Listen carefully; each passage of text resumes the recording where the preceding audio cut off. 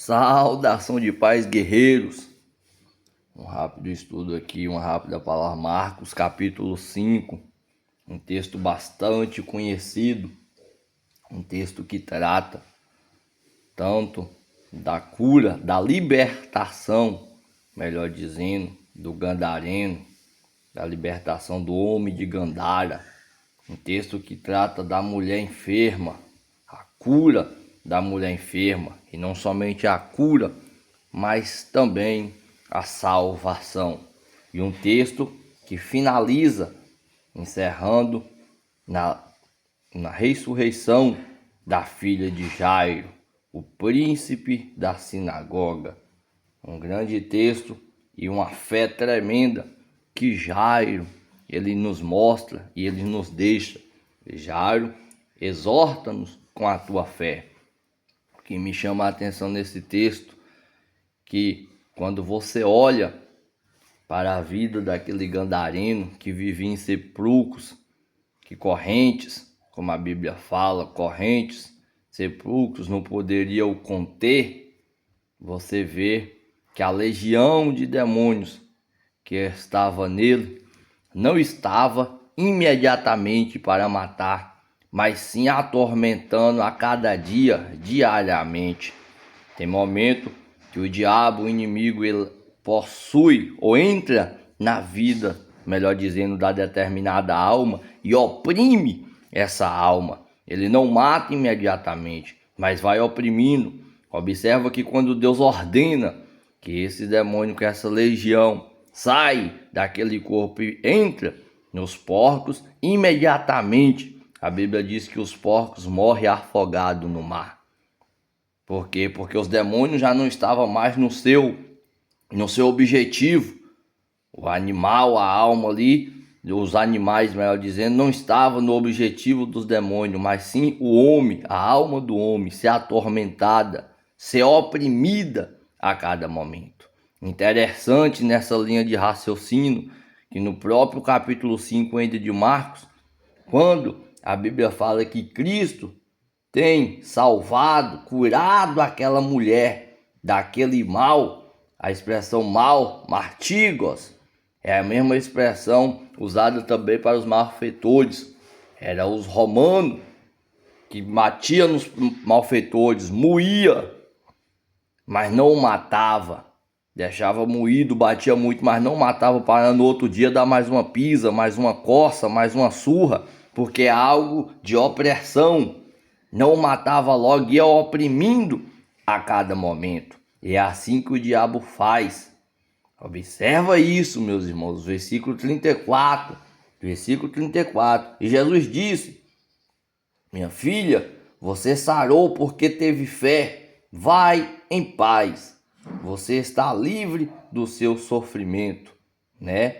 Isso na NTLH, na NAA, tradução. Então Jesus lhe disse: filha, a sua fé salvou você. Vá em paz, fique livre desse mal. Mártigos. A expressão aí, como eu comentei, era usada até mesmo os romanos, batiam nos malfeitores ali, mas não matava. Torturava a cada dia, espancava, mas não matava, porque era um jeito de opressão. É assim que o diabo faz na vida de muitos. Agora, nós chegamos mais para frente nesse mesmo texto, que o diabo mata. O diabo já não está oprimindo a determinada moça, a filha de Jairo, mas sim, ele mata logo. Observa que o mesmo Cristo que chegou diante de uma alma que estava sendo oprimida e vivia entre sepulcros, o mesmo Cristo que chegou diante de uma alma que padecia há 12 anos, que era torturada ali, que era atormentada, que tinha um mal que atormentava, uma doença que atormentava a cada dia, e Cristo o libertou, e Cristo o curou. É o mesmo Cristo que, quando a situação estava mais grave ainda, ele já não encontrou uma alma que estava sendo atormentada, que estava sendo oprimida diariamente, mas ele encontra uma alma que já não se encontrava com vida diante dos homens. Esse mesmo Cristo foi poderoso para ressuscitar. E o que me chama a atenção, que muitos pregam, que aquela mulher do fluxo de sangue, ela teve fé realmente para ser curada. Ou melhor dizendo, ela teve fé e sabia com ela mesma que no tocar ela era curada, seria curada como foi. Mas ela sabia que era no confessar que ela tinha que ser salva. Então vamos pegar esse detalhe. Não viemos pregar que somente no tocar você vai ser salvo, que a alma vai ser salva, mas no confessar.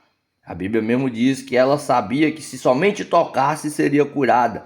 Mas depois que ela tocou, Cristo Jesus, Jesus Cristo, ele fala, quem tocou em mim? Por que Cristo faz a pergunta? Porque Cristo queria o confessar da alma. Depois que ela confessa a necessidade, o que a fé dela causou, é aí sim Cristo falou, sua fé te salvou. Já não era a cura mais que Cristo somente queria aplicar na vida daquela mulher, mas também a salvação. E estamos cheios de pessoas que apenas quer a benção, que apenas quer tocar em Jesus, que apenas quer ser curado e depois vai embora, que apenas quer ser liberto e depois vai embora, que apenas Deus abençoa e depois sai fora. Não, Cristo não quer isso para a nossa vida. Cristo, além de curar, Ele quer que nós confessamos a Ele e herdamos a salvação.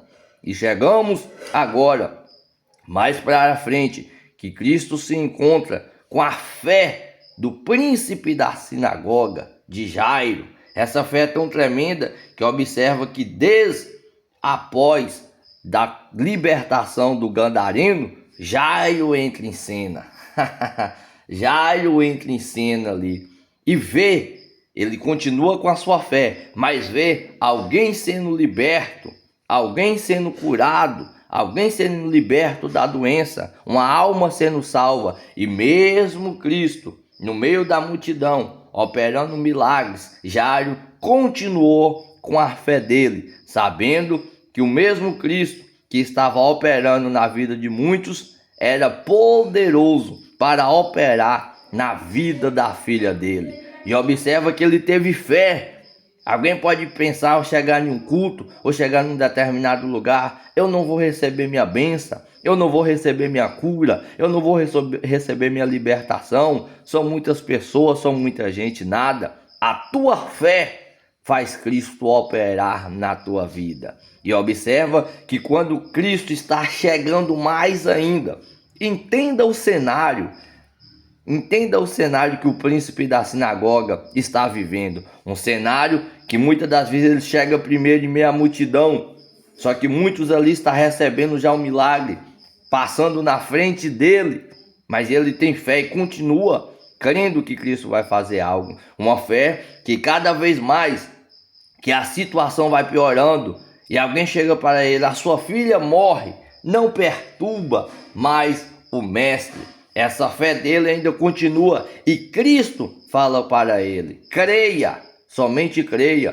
Cristo fala para ele, não tenha medos, que é a expressão phobos, não tenha medos, mas creia, somente creia, que é a expressão mono, que é ainda que só você está crendo, continua acreditando. Essa expressão é tremenda, porque Cristo sabia que os que estavam ali não tinham fé suficiente, não acreditava. Mas Cristo veio e fala, olha, creia, creia somente, mono. Ainda na situação que você está passando, seja o mono, meu irmão, seja o único, minha irmã. Creia que Cristo é poderoso para fazer algo. E observa que estava um alvoroço, a multidão não crendo, os que estavam vendo a determinada morte e sabia da determinada moça morta, não cria e estava rindo, zombando quando Cristo falou, ela não morre, mas dorme. Ela não está no Thanatos, não está morta, não morreu, mas dorme, catélego. Eles debochavam, mas Cristo já tinha falado, creia, somente creia.